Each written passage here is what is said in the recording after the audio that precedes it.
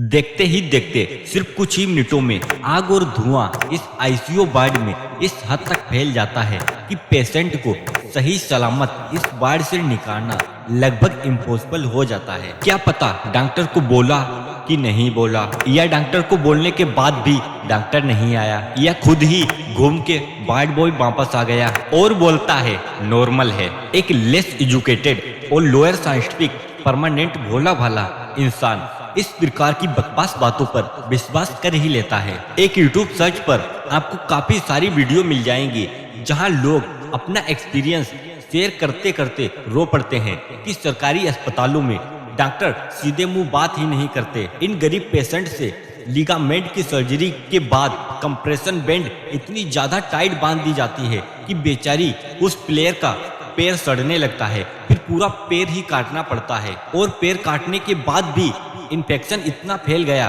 कि उसकी जान बचाई नहीं जा सकी। फिर तुम कहते हो हम पर उंगली मत उठाओ। अरे कैसे ना उठाएं उंगली? क्या यह फायर एनओसी देने वाले भी उन 8 हत्याओं के लिए युक्ली जिम्मेदार नहीं है? यह घटना राजस्थान की राजधानी जयपुर में पिछले 5 अक्टूबर की रात को 11:20 पे घटित हुई।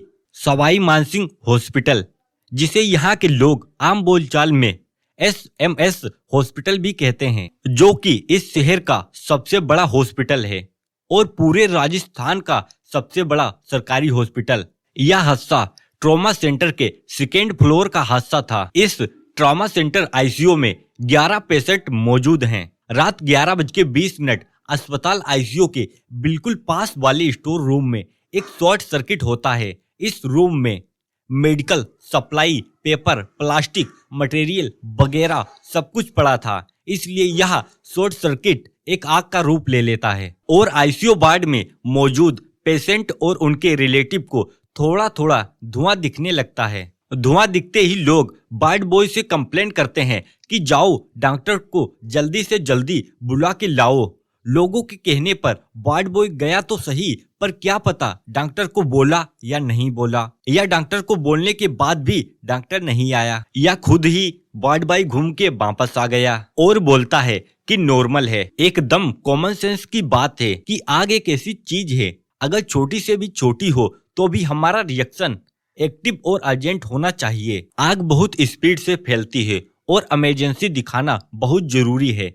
खैर, देखते ही देखते सिर्फ कुछ ही मिनटों में आग और धुआं इस आईसीयू वार्ड में इस हद तक फैल जाता है कि पेशेंट को सही सलामत इस वार्ड से निकालना लगभग इम्पॉसिबल हो जाता है। आग फैलने के बाद हर तरफ पैनिक सिचुएशन हो जाने के बाद चारों तरफ हल्ला मच जाता है। बाद में कहीं जाकर हॉस्पिटल स्टाफ, वार्ड बॉय और डॉक्टर्स वगैरह मदद के लिए आते हैं, लेकिन उस समय स्मोक इतना ज्यादा हो चुका था कि वार्ड में कुछ भी नहीं दिख रहा था। यहाँ हॉस्पिटल वाले मदद करने के लिए आए थे, वो इतना खतरनाक मंजर देखने के बाद वहां से भाग गए। इस वार्ड में टोटल 11 पेशेंट मौजूद थे, उनमें से 8 को नहीं बचाया जा सका और 3 को बड़ी ही मुश्किल से बचाया जा सका, वो भी उन बेचारे 2 कांस्टेबल और पेशेंट के रिलेटिव वगैरह की मदद से, जो उस रात 11:15 खुद के रूटीन मेडिकल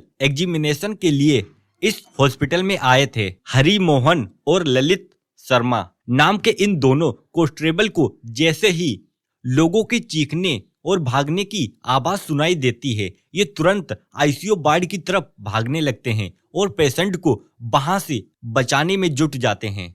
अगर यह दोनों कांस्टेबल उस रात मौजूद नहीं होते तो और भी जाने जाती, क्योंकि दिक्कत यह थी कि जिस स्टोरेज रूम में आग लगी उस स्टोरेज रूम के साथ सटा हुआ यह तो सिर्फ एक आईसीयू वार्ड था और उसके साथ ही सटा हुआ एक और आईसीयू वार्ड था जिसमें 13 लोग मौजूद थे।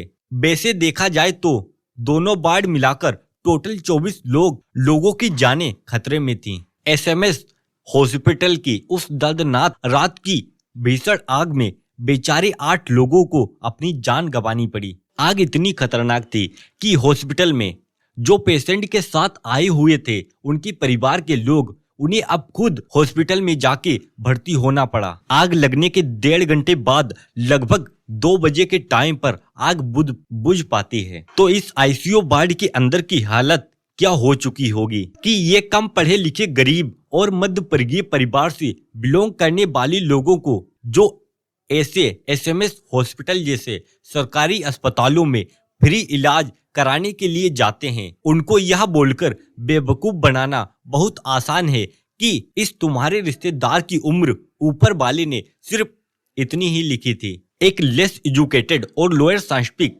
टर्मानेंट वाला भोला भाला इंसान इस प्रकार की बकवास बातों पर विश्वास कर ही लेता है, जबकि असलियत में कि 5 अक्टूबर की उस रात को जो एसएमएस हॉस्पिटल में हुआ वो कोई एक्सीडेंट नहीं था, वो क्लियर कट केस ऑफ निगोसेंस था। आप डीपली अगर इस केस को स्टडी करोगे तो आप समझ पाओगे कि वो कोई एक्सीडेंटली मौतें नहीं थी, बल्कि हत्या थी और हत्यारा था इस देश का सिस्टम। ये सिस्टम पेशेंट को नेग्लिजेंस से तो मार ही देता है, लेकिन अगर गलती से भी प्राइवेट हॉस्पिटल में चले जाएं तो बिल ही इतना आ जाएगा कि पूरी जिंदगी की सेविंग उजड़ जाती है। खैर, डॉक्टर अनुराग धाकड़ जो ट्रामा सेंटर के इंचार्ज थे, जो उस रात जलकर खाक हो गया, उनको इस घटना के बाद जब रिज्यूम कर दिया गया तो उन्होंने क्लेम किया कि उन्होंने एसएमएस हॉस्पिटल के सुप्रिंटेंडेंट और अंदर कई मल्टीपल लेटर्स लिखे, साफ साफ शब्दों में यह बताते हुए कि जिस ट्रामा सेंटर को वो संभाल रहे हैं उस ट्रामा सेंटर की कंडीशन बहुत डैमेज है, जैसे दीवारों में करंट लीक करती है, जिसकी वजह से यह ट्रामा सेंटर सबके लिए पूरी तरह से अनसेफ होता जा रहा है। इनफैक्ट सरकार को उनका जो सबसे रिसेंट लेटर था वो 5 अक्टूबर वाली एसएमएस फायर घटना से 2 दिन पहले का ही था, यानी 3 अक्टूबर को ही उन्होंने लेटर लिखा था। इस लेटर में अथॉरिटीज को न्यूरो ऑपरेशन थिएटर में चल रहे कंस्ट्रक्शन वर्कर की वजह से डार्ट्स और इलेक्ट्रिक पैनल में डैमेज हैं, जिससे आग लग सकती है। इतना ही नहीं बल्कि इस पूरी घटना के 1 महीने पहले यानी 9 सितंबर को भी डॉक्टर धाकड़ ने यह कंसर्न्स रेंज किए थे कि लीकेज की वजह से डैम्पनेस डेवलप हो गई है और इसी कारण से ऑपरेशन थिएटर की वॉल्स में और स्विच बोर्ड्स में करंट फैल रहा है। इससे डॉक्टर, पेशेंट और एम्प्लॉइज को जानलेवा खतरा है। कृपया करके जल्दी से जल्दी इसे ठीक किया जाए। लेकिन इंडिया में मैक्सिमम सरकारी अस्पतालों की तरह एसएमएस हॉस्पिटल की अथॉरिटीज भी नींद खींच रही थी और नतीजा जो हुआ वो तो हम सबने देख ही लिया है। एसएमएस हॉस्पिटल में फायर एक्सीडेंट इतनी जल्दी होते हैं कि जनता यह बात ऑलमोस्ट एक्सपेक्ट कर चुकी है कि कोई ना कोई घोटाला या कोई करप्शन तो इस पूरे मामले में चल रहा है। करप्शन वाला एंगल लोगों के दिमाग में यहाँ से आता है कि 20 जून 2018 को एसएमएस हॉस्पिटल को 30 लाख का फंड मिला सिर्फ और सिर्फ इस बात के लिए कि हॉस्पिटल में फायर फाइटिंग सिस्टम को बूस्ट कर सके। ध्यान दो कि यह सरकारी हॉस्पिटल है और तुम और मैं, हम सब लोग जो टैक्स देते हैं उस पे चलता है यह हॉस्पिटल। ये 30 लाख